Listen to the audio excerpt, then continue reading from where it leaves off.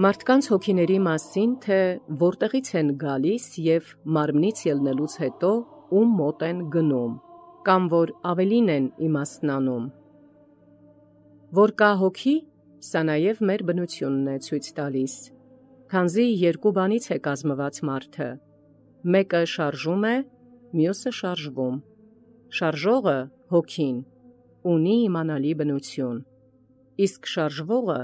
մարմինը, գործում է, քանի դեռ սնվում է։ Եվ միավորված են, երբ երկուսով տնակից են, բայց երբ հոգին լքում է մարմինը, մարմինն ընկած է մնում և չի շարժվում։ Բայց մեր օրինադիրն ասում է, թե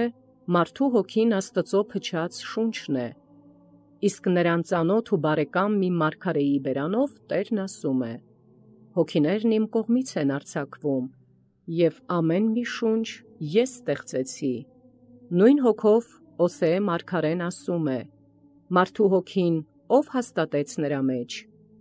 Բարի է այդ միությունը, որովհետև առանց Աստծո ոչինչ չի եղել, բայց պետք է իմանալ, թե ինչպես է եղել այն։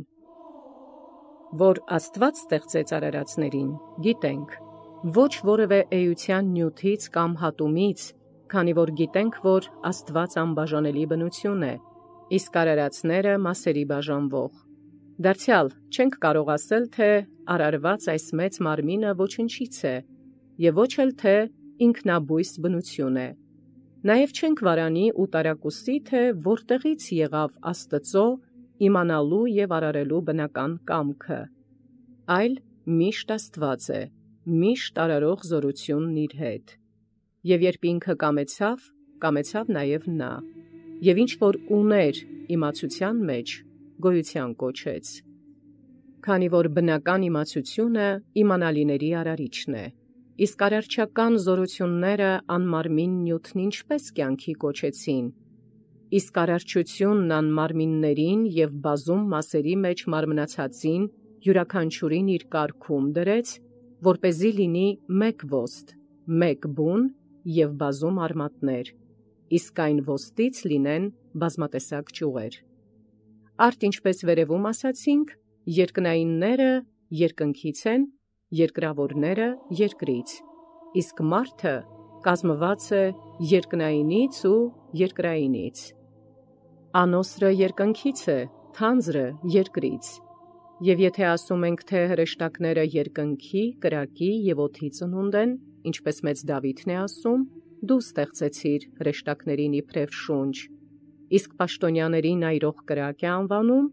ապա հայտնի է, որ մարդկանց հոգիները, գոյանալով նույն նյութից,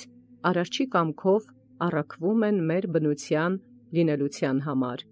Դրանք ոչ հրեշտակացած են և ոչ դիվացած, ինչպես ոմանք են ասում, այլ միայն հոգիներ են, մարդկային հոգիներ։ Հրեշտակների հոգիները պարզ բնություն են, չունեն մարմին, հոտ, ձև, չափ, կատարյալ անձ են, և անձի կատարելությունը որևէ մեկից չէ, այլ իրենք իրենց մեջ կատարյալ էություն են, կատարյալ բնություն։ Իսկ մարդկային հոգիները պարզ գոյություններ են, էությամբ հստակ, սուրբ, մաքուր, իմանալի բնություն են, սկզբնատիպի ձևը դեպի վեր շարժվող, անմահ են, միավորված մարմնի հետ, միաբան որակ, անձանձրալի միություն, անբաժանելի մասեր,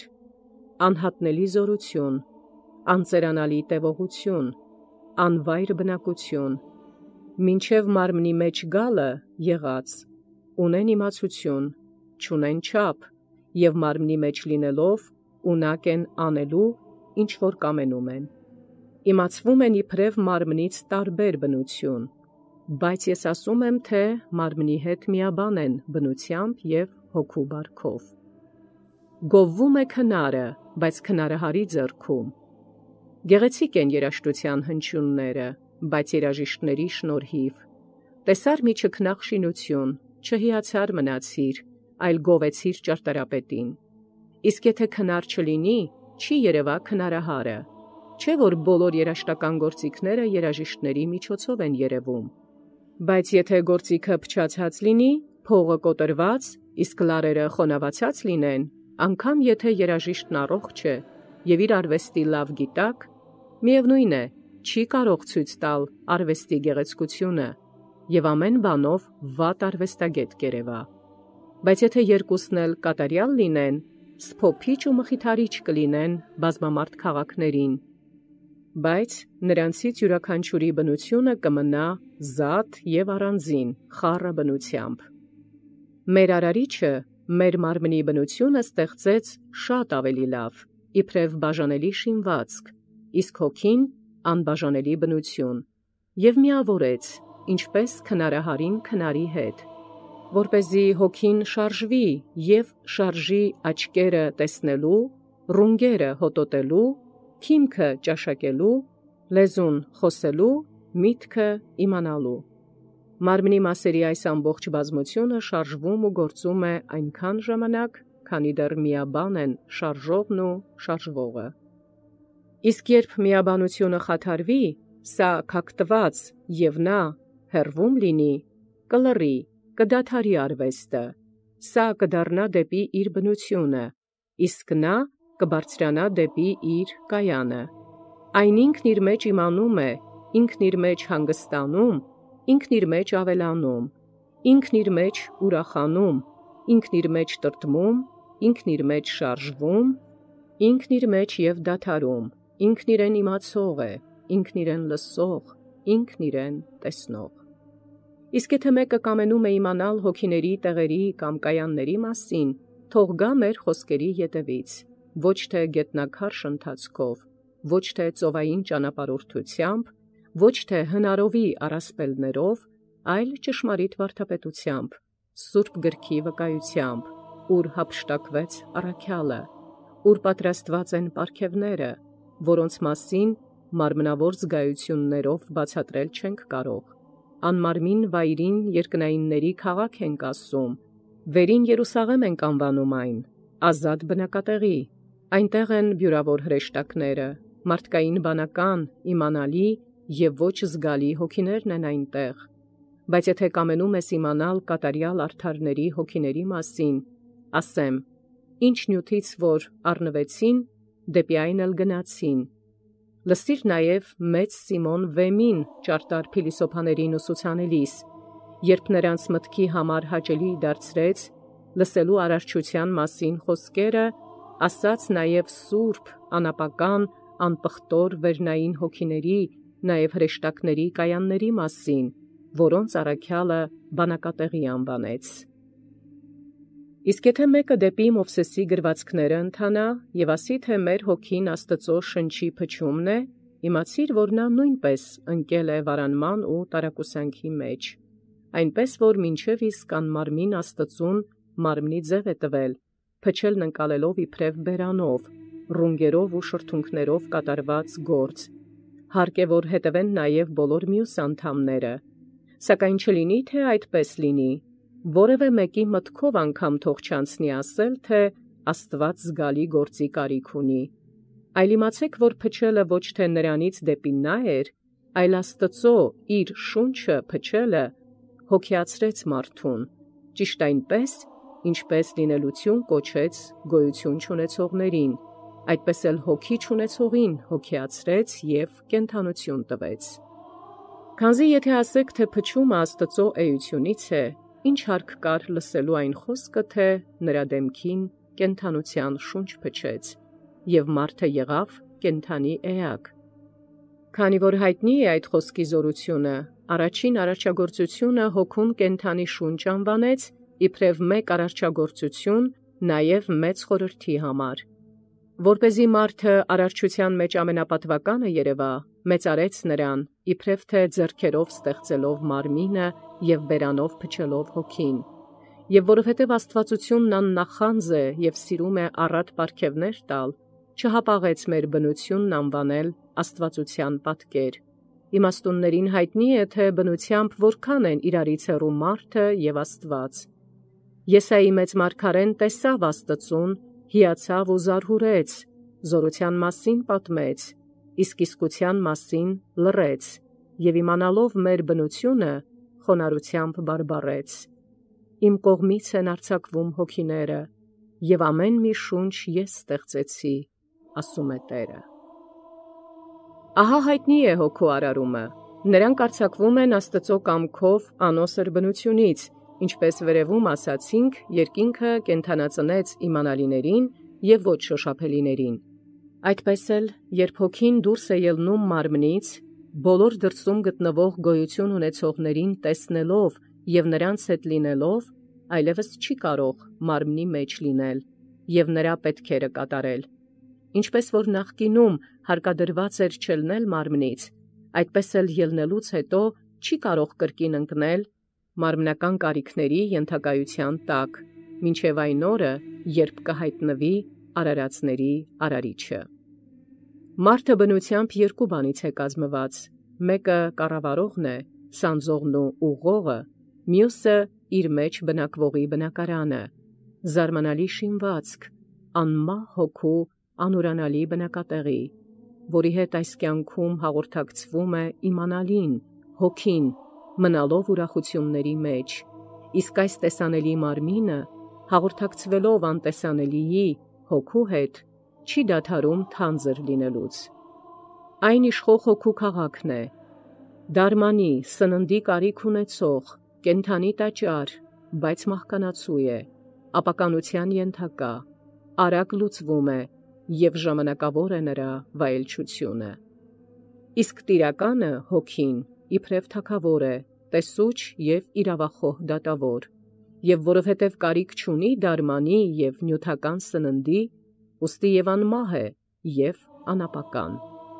Աստծո հրամանով օրենքը սահմանած Մովսեսն այն Աստծո շնչի փչում անվանեց. արդ թող ոչ ոք չստրկանա նյութական բառերին, այլ թող հնազանդվի մտքին, քանզի տգետներն են Աստծո շնչի փչումն ընկալում իբրև բերանով և ռունգերով կատարված, ապա նաև մարմնի մյուս մասերը եկած կլինեն, և անմարմինն ու անկարիքը դարձնում զգայականի ենթակայության տակ գտնվող և կարիք ունեցող։ Այլ հավանելի է այն, որ գոյացնողը մարմնի վրա փչեց հողմաշարժ կենդանությամբ, որից էլ մարդը եղավ կենդանի հոգի, հաստատված աստվածային և հրաշալի միավորությամբ, ըստ այն խոսքի, որ ասում է. «Ով հաստատեց մարդու հոգին նրա մեջ»։ Նաև արձակված և ոչ հաստատված, որ Երեմիան է ասում. «Կենդանի եմ ես, ասում է Տերը, քանզի հոգին ինձնից ելավ», որով հայտնի է դարձնում, որ միայն նա է արարիչը բարի կամեցողների։ Աստված անբաժանելի բնություն է, Աստծուց ոչինչ չի հատվում։ Դարձյալ, երբ ստեղծում էր այս պատվական հոգին, դեռևս ոչ մի նյութ չկար։ Ուրեմն այն ինքնաբույս չէ, ինքն իրեն չի եղել, որովհետև ոչ ոք մշտնջենակից չէ Աստծուն, որ որևէ մեկի կողմից չի եղել, նրա լինելության սահմանը ոչ ոք չգիտե, բայց մարդկային հոգին անքննելի չէ, որովհետև նրա արարիչը Աստված է։ Հոգու երկնային բնույթ ունենալը ցույց է տալիս այն, որ մարմնից ելնելով այն չի իջնում ներքև դեպի հողը, այլ բարձրանում է դեպի իր ծննդյան բուն վայրը, իմանալի երկիր։ Իսկ մարմինը, իմանալի հոգուց բաժանվելով, չի բարձրանում դեպի վեր, այլ իջնում է դեպի հողը, իր ծնողը, որից էլ հայտնի է, որ Աստված ախտավորից ախտավորը ստեղծեց, իսկ անախտից անախտը, և բաժանումից հետո գնում է դեպի իրենը և մնում է այնտեղ, ըստ այն խոսքի, որ ասում է. «Մարդը գնաց իր հավիտենական տունը, իսկ հոգին գնաց Աստծո մոտ, ով տվեց այն»։ Արդ մենակ գնում է դեպի լույսը, որտեղից ծնվեց, քանի որ մարմնից, որին կապվել միացել էր, անջատվում է, ինչպես պարսատիկի օդ նետված քար, իսկ երբ մարմինն է լուծվում, արագ հասնում է հողին, որտեղից առնվեց։ Հոգին, որ այժմ ավելի ծանր է, քան օդի բնությունը, երկրորդ անգամ խառնվելու ժամանակ դարձյալ կզորանա ավելի, քան նա, և դեպի իրեն կձգի, վեր բարձրացնելով։ Հոգին կրակ է, հողմ, լույս, իսկ մարմինը կրակ, ջուր, օդ, հող, խառնված և զոդված իրար հակառակ, բայց զուգակշիռ միությամբ ընտանեցած տարրերից, երկուսը թեթևությամբ անդադար դեպի վեր թռչող, իսկ երկուսը ծանրությամբ անընդհատ դեպի ներքև քաշող, երկրի վրա սողացող։ Քանզի իմանալ, թե Աստծո բնական իմաստությունն ինչպես է արարել նյութը, այլ բան չէ, քան գիտենալ այն, որ նա իմանալիի մեջ մշտնջենապես ուներ իմանալին, եւ երբ կամեցավ գոյության կոչել, սահմանեց, եւ իմանալին իբրև մայր եղավ։ Եվ նրանից երևացին երկու ծնունդներ, տեսանելի եւ իմանալի, եւ այդ երկուսից եղան բազում տեսակները, անմարմիններից անմարմինները, մարմնավորից մարմնավորները, դրանք հրեշտակներն են եւ մարդիկ։ Մարդը երկնքի ու երկրի գեղեցիկ խառնուրդ է, Աստծո ստեղծագործ իմաստությամբ միացրած ընդդեմներին, պարզը եւ թեթևագույնը երկնքից, ծանրը եւ բաղադրվածը երկրից։ Քանզի եթե զգայական այլ տեսակների բնությունն այստեղ հասկանանք, նրանք ծառայ են եւ անհանճար, իսկ այս իմանալին մեր մեջ վեհ, ազատ ու անախտ նյութից է, մոտ է Աստծո բնությանը, հրեշտականման է եւ նույն էությունից, բայց հրեշտակ չէ, այլ միայն հոգի է, կապված այս անարգ նյութի հետ, բարձունքներից է, երկնային, հակառակ, օտար ու անընտել երկրավորին, բայց հնազանդված մարմնի կապանքներով։ Իսկ եթե մեկն ուզում է իմանալ մարդկանց հոգիների կայանների մասին, թող երկրաքար շախտերից ծանրացած ու թանձրացած մտքով չնայի, այլ թող թռչի Սուրբ Պողոսի պես, ով ասաց, թե անճարելի է տեղը, դրախտ եւ երրորդ երկինք անվանեց, բայց ավելի բարձր հաստատություն իմացավ այն։ Արդ հոգին այստեղից հափշտակվելով հասնում է հոգևոր կայաններին, որ աստվածային գրքերը վերին Երուսաղեմ են անվանում, որտեղ բյուրավոր արդար կատարյալների հոգիները ուրախանում են, նախապես տեսնելով Աստծո պատրաստած բարիքները։ Անպատմելի անուշահոտ ու լուսավոր է օդը, որի հետ ոչ մի դառնություն խառնված չէ։ Պարզագույն խոսքերով ասացի, թե հոգիները գնում են բնակվելու այնտեղ, որտեղից եղան, իսկ մարմինը դարձյալ միանում է իր տեղին, քայքայվելով ու նմանվելով նրան։ Եվ անտեսանելի ու անեղծ հոգին, ավելի փառավոր տեսք ստանալով, այլևս չունի այս կյանքի հետ կապված մարմնավոր կարիքներ, ոչ էլ կարոտում է եւ տեսնել է ուզում, եւ ոչ էլ մարտիրոսները, նրանք, ովքեր առավելագույն պատիվների են արժանացել, կարող են հայտնել որևէ մեկին։ Իսկ եթե մեկը, արհամարելով քրիստոնեական վարդապետությունը, անխրատ սովորությամբ առաջնորդվի երազներով, վերստին կդառնա հեթանոսական սովորությանը։ Չնայած բազում օրինակներ կան, քաղդեացի մոգերը աստղագիտությամբ ճանաչեցին Աստծուն, երբ սուրը հասավ Ռաբովթ Ամոնի որդիներին, բաբելացի գավազանահարներն ու լրդահմաները եկան երկու ճանապարհների գլխին, եւ նրանց աջ ձեռքից հմայություններ դուրս եկան Հրեաստանի եւ Երուսաղեմի դեմ։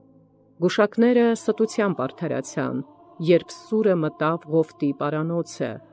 եւ անիրավության համար վրեժ լուծեց նրանցից։ Նաեւ մի ոմն վհուկ կին Սավուղին ճշմարտությունը պատմեց, իսկ Բաղաամը միջագետքից եկած ճշմարտատեսը քնի մեջ բաց աչքերով տեսավ Աստծո տեսիլը։ Բաբելացի իմաստունը երազի մեկնությամբ փրկեց Երեմիային, իսկ Հովսեփը երազ տեսնելով մեկնեց Փարավոնի երազը։ Սակայն երազներով առաջնորդվելը մերժվում է Քրիստոսի եկեղեցու կողմից ըստ ճշմարիտ գրքերի, քանզի հեթանոսներինն է այդ սովորությունը եւ ոչ քրիստոնյաներինը։ Իսկ եթե մեկը հանդգնորեն զանց առնի այս միտքը, օտար խորհուրդներով նշաններ գծի, գուշակի ապագան, երազներ մեկնի եւ դրանցով մոլորեցնի մարդկանց, ոչ քրիստոնյաբար ընթանա անթույլատրելի ճանապարհով եւ մեր մեջ բնական կրքերը հայտնի, որ լինում է խելապատակի դատարկախոսությամբ վնասվելուց եւ հիվանդության պատճառով բազում բաներ տեսնելով խոսի տգիտաբար, ինչպես որ հարբեցողներին է թվում, թե իրենք պտտվում են երկրի շուրջը, իսկ ջերմությունից այլափոխված զգայարանները սրանք կատարված գործ են համարում։ Կամ էլ այն, որ դևերը, որոնք գիտեին մարդու կյանքը, ընդունելով արդեն մեռած մոլորվածների կերպարանքը եւ նրանց նմանվելով, հայտնվում են տրտում կամ զվարթ դեմքով, իբրև թե պատվեր տալով կամ զգուշացնելով, կարծես թե մեռյալը եւ մարմնով սպանվածը հոգի է դարձել, որը ոչ թե իշահ, այլ վնաս է լինում եւ մոլորեցնում է, եւ նա տգիտաբար ճարտարությամբ պատմում է. այն դուրս է քրիստոնեությունից։